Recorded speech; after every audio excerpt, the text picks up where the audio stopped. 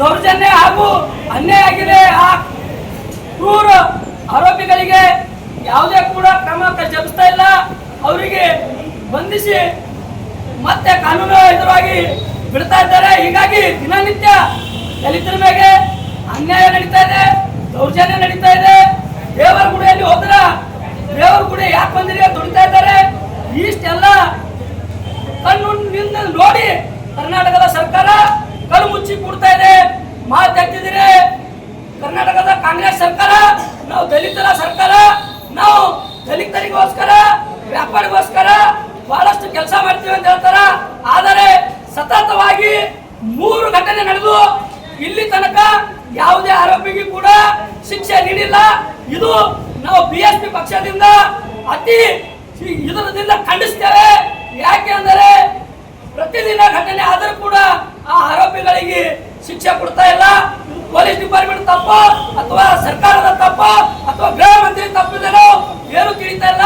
ಬಂಧುಗಳೇ, ಸರ್ಕಾರ ರಚನೆ ಮಾಡಕ್ಕೆ ಪ್ರತಿಯೊಬ್ಬರದು ದಲಿತರದು ವೋಟ್ ಮಾತ್ರ ಬೇಕು. ಇವರಿಗೆ ವೋಟಿನ ಶಕ್ತಿ ಏನಂತೇಳಿ ಇವ್ರಿಗೆ ತಿಳಿಸ್ಬೇಕಾಗಿದೆ ನೀವು. ಯಾಕಂದ್ರೆ ಪ್ರತಿದಿನ ಒಂದು ಘಟನೆ ನಡೀತಾ ಇದೆ. ಮೊನ್ನೆ ರಾಯಚೂರದಲ್ಲಿ ಒಂದು ಹತ್ಯೆ ಆಯಿತು. ಅದು ದಲಿತರೇ. ಅವನು ಒಂದು ಒಳ್ಳೆ ಕಾರ್ಯಕರ್ತ, ಅವನು ಒಂದು ನಿಷ್ಠೆಯಿಂದ ಕೆಲಸ ಮಾಡ್ತಾ ಇದ್ದ ಬಹುಮಾನಂದ ಅಂತೇಳಿ ಬಿಎಸ್ಪಿ ಕಾರ್ಯಕರ್ತ. ಅಂತ ಒಳ್ಳೆ ಕಾರ್ಯಕರ್ತರಿಗೆ ಕ್ರೂರತೆಯಿಂದ ಕೊಲೆ ಮಾಡಿದ್ರು ಹಳೆ ಆಗಲ್ಲ. ಆದರೆ ನಮ್ಮ ಕರ್ನಾಟಕ ಸರ್ಕಾರ ಕಣ್ಣು ಮುಚ್ಚಿ ಕುಂತಿದೆ, ಅದರ ಬಗ್ಗೆ ಧ್ವನಿ ಎತ್ತಾ ಇಲ್ಲ. ಅದೇ ರೀತಿ ಈಗ ಇನ್ನೂ ಒಂದು ಘಟನೆ ಆಯ್ತು ದಾವಣಗೆರೆಯಲ್ಲಿ.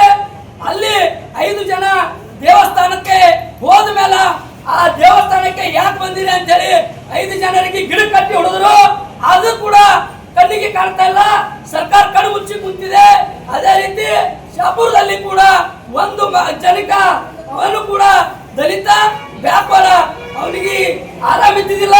ಅವನು ಯಾರು ಊರಲ್ಲಿ ಅಪ್ಪರ್ ಕಾಡ್ದವ್ರು ಸತ್ತಿದ್ರು, ಅವ್ರಿಗೆ ಗುಡಿ ಹೊಡಿಲಕ್ ಬಂದಿಲ್ಲ ಅಂದ್ರೆ ಅವನಿಗೆ 4 ಮಂದಿಯಲ್ಲಿ ಕರೆಸಿ ಹುಡುದು ಆ ಊರಿಗೆ ದಲಿತರಿಗೆ ಬಹಿಷ್ಕಾರ ಹಾಕ್ತಾರಂತೆ. ಆದ್ರೆ ನಾನು ಮೀಡಿಯಾ ಮುಖಾಂತರ ಹೇಳ್ತೀನಿ, ಪ್ರಿಯಾಂಕ್ ಖರ್ಗೆ ಅವರೇ, ನೀವು ದಲಿತರೇ, ಆದರೆ ಇಲ್ಲಿ ತನಕ ನೀವು ದಲಿತರ ಮ್ಯಾಗ ಅನ್ಯಾಯ ಆದ್ರೆ ಬಾಯಿ ಮುಚ್ಚಿ ಕುಂತಿದ್ರಿ. ಯಾಕೆ ಕುಂತೀರಿ ನಮಗಿದು ಪ್ರಶ್ನೆ ಇದೆ. ದಲಿತರ ಮಾತು ಎತ್ತಿದ್ರೆ ದಲಿತರು ಬೇಕು ನಿಮಗೆ. ಆದರೆ ದಲಿತರ ಮ್ಯಾಗ ಅನ್ಯಾಯ ಆದಾಗ, ದೌರ್ಜನ್ಯ ನಡೆದಾಗ ನೀವು ಕಣ್ಣು ಮುಚ್ಚಿ ಕೊಡ್ತೀರಿ. ಇದು ಯಾಕ? ಇದು ನಮ್ಮ ಪ್ರಶ್ನೆ ಇದೆ ನಿಮಗೆ.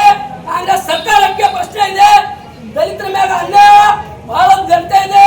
ಅತಿ ಶೀಘ್ರದಲ್ಲಿ ಇದು ಬಂದ್ ಆಗ್ಬೇಕು. ಒಂದ್ ವೇಳೆ